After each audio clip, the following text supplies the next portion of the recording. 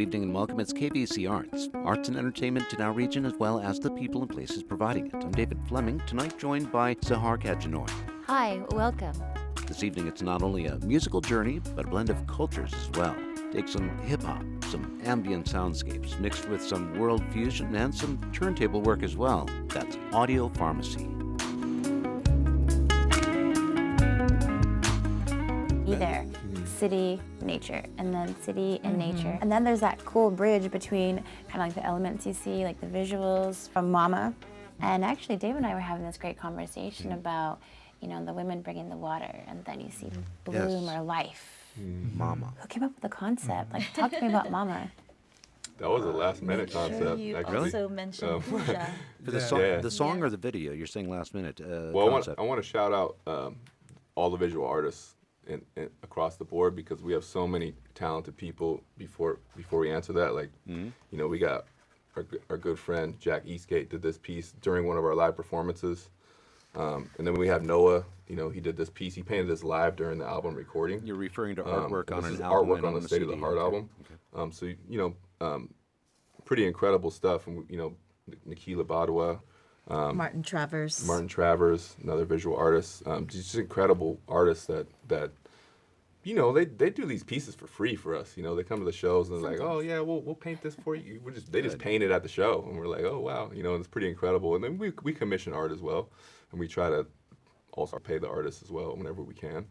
But I just wanted to shout them out because, you know, a lot of times, you know, like behind the scenes. You know, like for You Forgot About Us, that was our good friend Richard Castaneda, who's, you know, and that piece on the front is actually two Pima girls in boarding school who were their hair's cut and they're wearing like contemporary outfits, but they're like forced to wear that. And then there's bombs like dropping on them, like in the image there's like bombs dropping on them, because, you know, the album was during a really rough patch in our history in America, where, you know, we're entering, you know, Second Iraq War and Afghanistan and all that stuff was happening.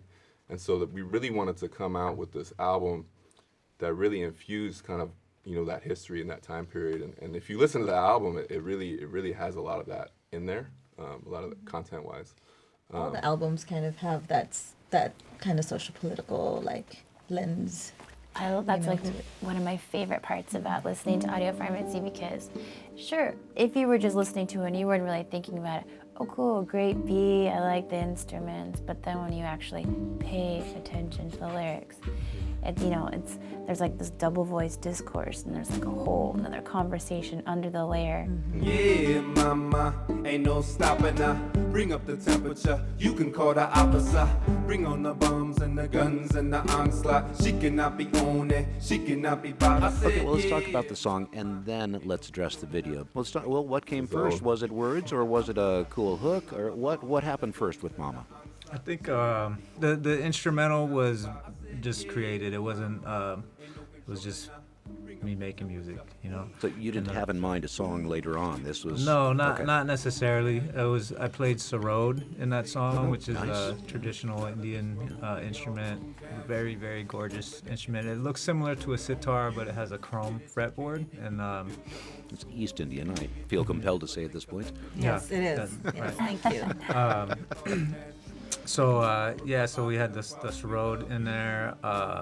There's some turntablism in there. That's a constant formula I like to keep alive in all my music, is to the element of turntablism, because it's almost extinct. No stopping, no controlling, no holding back, the flash flooding. Sudden disaster after poking around the found provoking. Still poaching, left broken hearted, but she returned with a burning touch. There's so much to learn, but not enough. A lot of people DJ now because it's push button, it's easy to do, to just play all these, you know, songs. But the actual turntablist, that was like a whole culture of DJing, where like I would come home from school and wear a backpack for like 3 hours while I'm just scratching. It sounded like cats and dogs fighting, but eventually, you know, I perfected my craft, and so in Mama you could hear some scratches in there. You know, it's an organic song, and all of our music kind of has a similar theme.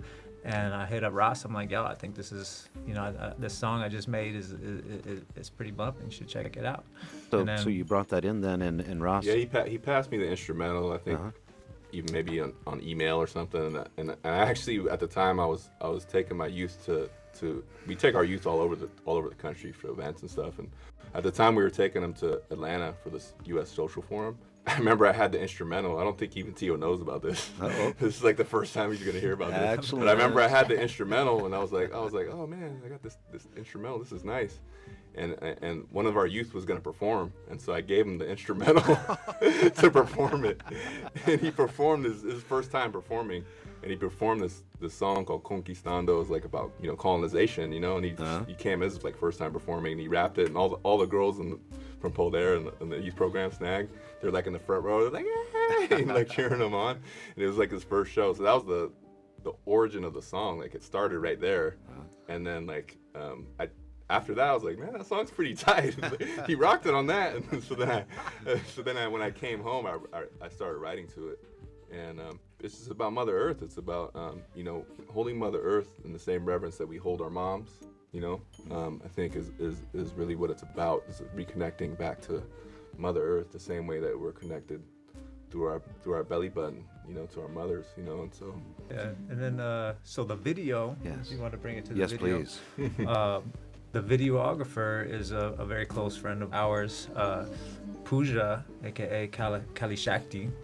She is Nepali, so the video was produced by a female, and the song is called Mama, so it seemed suitable. So she actually came out. She was living in Amsterdam at the And time. Shadi was there as well. Shadi did some shots. Yeah. Yes.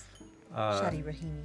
So Pooja came out, and we actually casted this little girl, and we just found this little girl on the street. And no, I'm just kidding. It's actually my daughter. So Yeah, she couldn't sign the waivers, so we got her. bad dad joke. So shout out to my daughter. Starting. Her name is Shishin Ashikaya. She's Not so little anymore. yeah, she's not so little anymore. She sprouted up, but at the time she was like, how old was she? She was 4. 4. Okay. So yeah, she's black, white, Native American, and Chinese, and her name Shishin represents the guardians of the 4 corners. So she basically is in nature, and she has a gourd, and she picks up some water, and she brings it. She travels. This little girl is like, we had her walking down the street in the middle of nowhere, like, yeah, just keep walking. We got to get the shot. Where were you? Where was that? That was shot in Northern California. Okay. We were at Sutro Bass in San Francisco for the first portion of it, and then we shot some in the city as well. Well, the nature shots where Shishin was in the, was walking. Muir Woods, she I got think. was it Muir Woods? Yeah, Muir Woods. Yeah, so Muir it was Woods, in that's Northern right. California. But yeah, there's one shot specifically where she's walking down this desolate road, and it's a road, so it's like she's going towards the city, but it's all trees. She's surrounded by trees, and there's this road, and she's carrying the water. That's her job. Okay, Shishin, just go. Beautiful. And she's walking so far from us. I'm just thinking, oh God, I hope her mama doesn't freak out when she sees this video. And a shadow of an eagle actually goes through the shot. Really? And I told Pooja, I was like, yo, slow-mo that right there. You know how many times it took that eagle to get in frame, just right. Bad dad joke. But no, so we got that in there. She walked into the city. We did a stop motion of her pouring the water, and by then her hair's tattered, her white dress is all dirty. We just threw all kinds of mud at her. Yeah, that was the last minute actually, the whole flower part of it, because I remember we were trying to figure out like, oh, where's this water gonna go? And it was like there was like this plant that was like coming out of the ground. We needed to find something. Yeah. And I think it was me and Pooja were talking about oh, that'd be cool if we just brought in all these flowers, and then it's just like blooming at the end, like. And then they came up with the idea to do the stop motion thing, so it looks like it's just expanding, So we're in like Bayshore, a real industrial area in San Francisco where it's just not a tree in sight. So she pours the water on there, and then we had friends of ours come through and also add to that to make it more of a universal thing. And Like the other water bearers, we did have Shishin as the like the official kind of like focal point of the water bearers. But if you notice in the video, we have like people from different backgrounds Right. and ethnicities Yes. coming to also put water into the plant. So that was like a representation of all of the nations coming together to water, to heal the earth. That is brilliant. And really, that's what you picked up at this live performance that you were at last night. We were at a community garden at UC Riverside, and community garden, then there's a stage, and there are these fire pits that pop up, and then everyone's rocking out, and it was gorgeous. It was gorgeous, You're killing it on the saxophone. You're rocking healing you were healing it on the healing it. Brass medic. Got it. Brass medic. How y'all feeling out there? We need some more dancers down here. Just move it a little bit. All the ones that are already down here, just move it a little bit for us. All the ones sitting by the fire, we know it's warm over there, but we need it warm over here on the dance floor.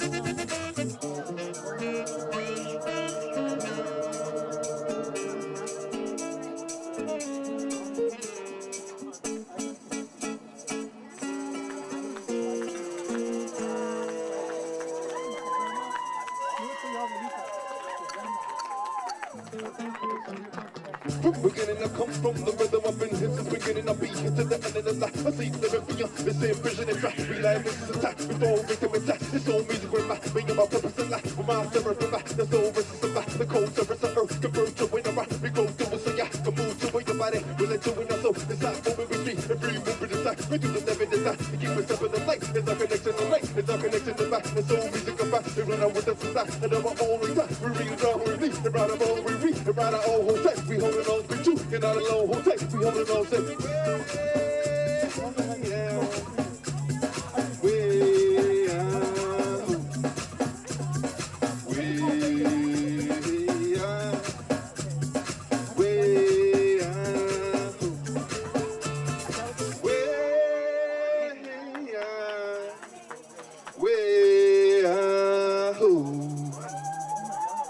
Fantastic, because it's so refreshing to see, live musicians. I see the drumsticks flying and saxophone. I was really kind of fixated. That was like wow. I was so okay. I like the saxophone. And that Sexy was sax man. And Ramsel, you were. Oh my gosh, was that really your first performance? It was my first time. I've done open mics before, but this was my first time officially singing with a band. Nobody would have known that, ever. Thank We you so thought much. he was teasing. Honestly, when Raz said, "Oh, it's her first time," we all thought, "Okay, sure." And then after that, there was that one song. We're kind of waiting for like more. Next time. Maybe tonight. Maybe. Yeah. Thank you so much. Yeah. Yeah, I mean, I've been living in the farm with Tio and Joe for the last 6 months or so, and there's a recording studio in the house, and at like midnight I'll hop in, and Tio and I will just like hang out, and I'll sing something random, and it's just fun. But this was the first time that I really got to perform live with them, and I feel really blessed and really grateful to be part of the family. So thank you so much to you guys.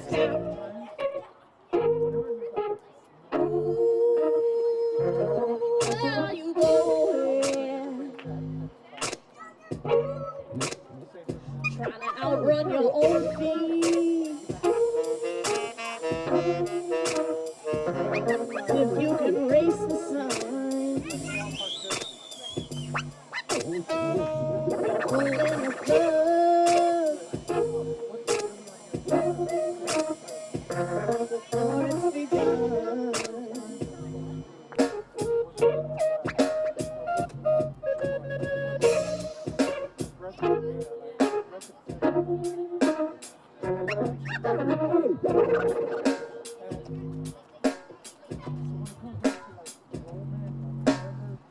Quit thinking about your next fight while you're still chewing.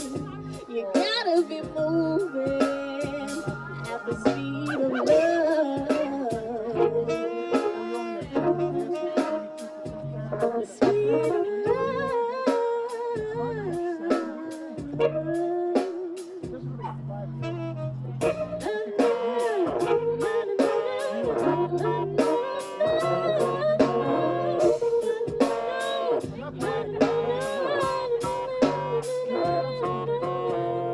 You did so good. Since we just were speaking with Becky, let's also, Ahmed, you were, this is going in addition to it's not just a drum kit you're a multi-percussionist, lot of things here. Yes. It is. So how did you start with this? And not just how did you start with audiopharmacy, but where did you start in your career whacking on things in Egypt? That's a Or did I just say it that's a right? long story. Let's go to the pyramids. All right. Well, so I'm originally from Egypt. So the culture there, it's I'm just born in a like my family, they're all scientists, they're all doctors. Uh-oh, okay. So for me, music was the one thing that my family wasn't able to understand, and so I was just really hungry for like exposure and to just like really find myself with people that are really devoted to expression and like aren't really just about talking with musicians or staying in a circle, but they're about this inclusive worldly awareness. And so that's kind of how my search and my like path to music started.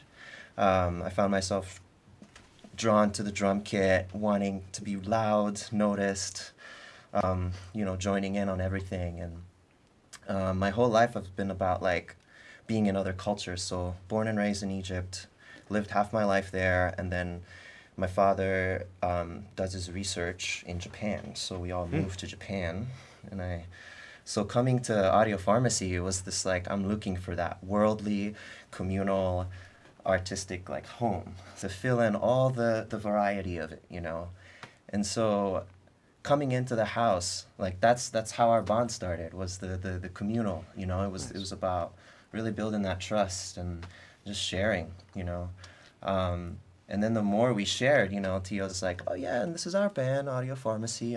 I'm the roommate, at the time. Okay. That's how we joined. And okay. yeah, and he's like, oh, Audiopharmacy, and I was like, what?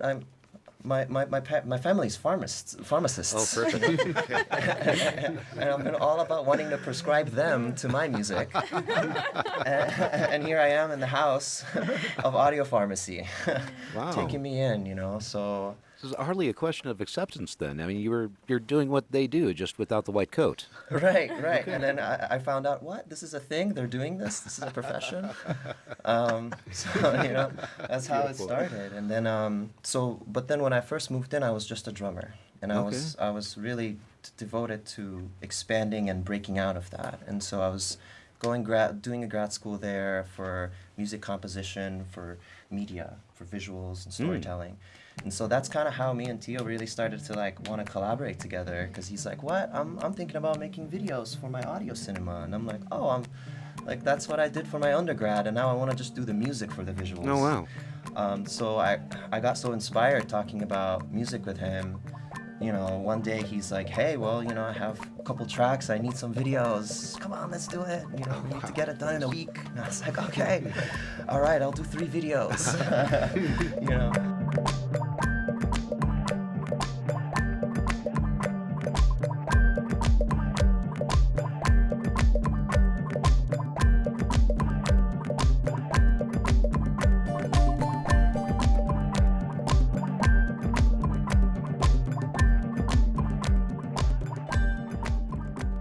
And then listening to all of Moment, I was like, oh, some of these instruments I've kind of like played with. And then every time I hang out with Tio, he just has all these different instruments. I'm like, oh, let me just grab this for a second.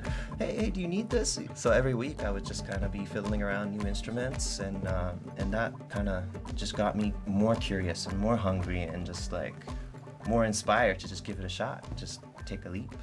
And so I was like, okay, I'm picking up the oud. Like I'm learning this. But it's so common. Like in Kentucky, I know so many people who play a six string. Okay, but the oud, you don't run into oud players often. No. Even in Egypt, you don't.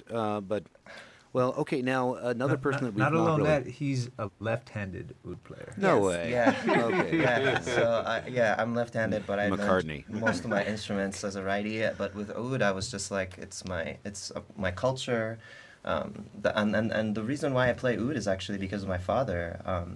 I always wanted to play some kind of music that he finds to be really joyful and something that he connects with. And so I was telling him I play music, and he's like, oh, if I was you, I would want to pick up the oud and start playing. So he was really happy that I played music, but he didn't do it himself, and he's lefty. So It made me shed a tear, man. So That's a heavy story. Yeah, he didn't start oud because he's lefty. He's like, oh, I'm a little different. Like I'm not gonna just get into it. And I was like, no, I'm gonna do it lefty. I'm gonna learn it lefty. And I'm gonna play in front of you.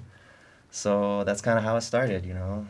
That's really cool. Yeah. That's very, very cool. I'd like to speak with Nick or hear from Nick for just a moment, too. Yeah. Were you guys looking for a saxophonist, or was the saxophonist that heard you guys and wanted to be a part of it? We don't look for anything. This is all organic. Okay. When we walk out the door, we just go left or right.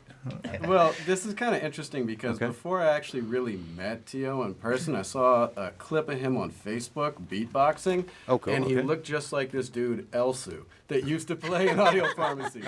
And so first, I was like, oh, it's Elsu. No, it's not. It's somebody who looks really remarkably like him. Elsu is the flutist on He's the flutist. on Mama. On the song Mama. He plays the solo flute on Mama. Okay. Yeah. Elsu is like my San Francisco doppelganger. It's a little obnoxious. It's like when we're together, it's like, hey, your brother looks a lot like you. Like, did someone say that we're brothers? Like, I was just assumed. Like, did we skip over something? And I'm just kind of like blown away. I'm, oh yeah, I saw a clip of you beatboxing. That's who you are. Okay. Not Elsu. Great.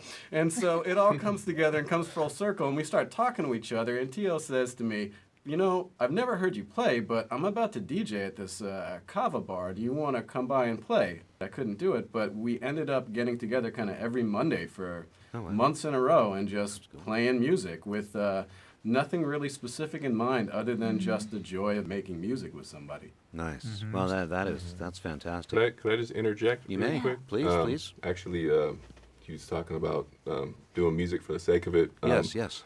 I actually have a new project that's for free online. It's called Black Native, and it was a project that I recorded with an elder musician who's a good friend of mine, and he's also my piano teacher. Ismael Versosa, and he's pretty well known. He's original piano player for Malo, the band Malo, which was the first Latin rock band. Jorge Santana, which is Carlos Santana's older brother, they had a band together, and he was only 17, and they were like signed, and then they went international, and it was like huge now. Like, you know, they have songs that are played on the radio still, you know, and that was a precursor to Santana, so they kind of opened the door for Latin rock. And if you look at the history of Latin rock, his band is in there as the first band in the Latin rock history book. Cool. It's pretty crazy. He really, you know, was like my elder, you know, he taught me a lot. And we did this project to just really have this intergenerational teaching, not just for me, but for me learning from Ishmael, but I also, the third part of the project was teaching a young person how to create, and so we had a young one of the youth in my youth program. We had him come engineer during the sessions, and so we had this like three-way intergenerational learning happening. And I just wanted to shout it out because it's a really great album. It's for free on my SoundCloud, Rosca D, Black Native. Love is the only thing I work for.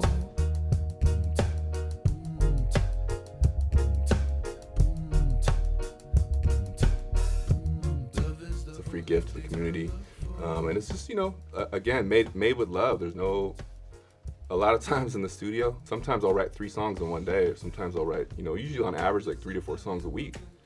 But out of that course of a year, like maybe people only hear like, 10, And so I have this whole backlog of hundreds of songs that are just for me and just for my listening pleasure, just for my friends when they come over.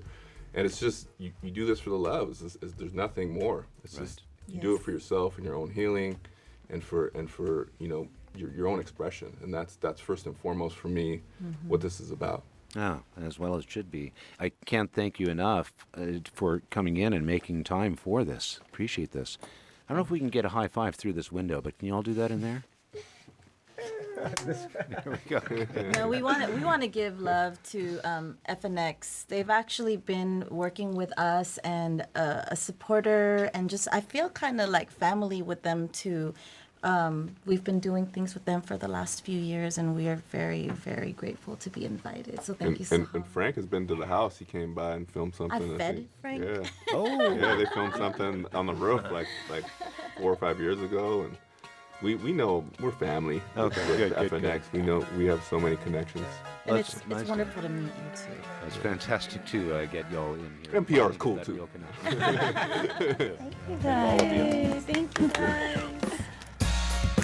Darker than the darkest night, blacker than the sea and shine, brighter than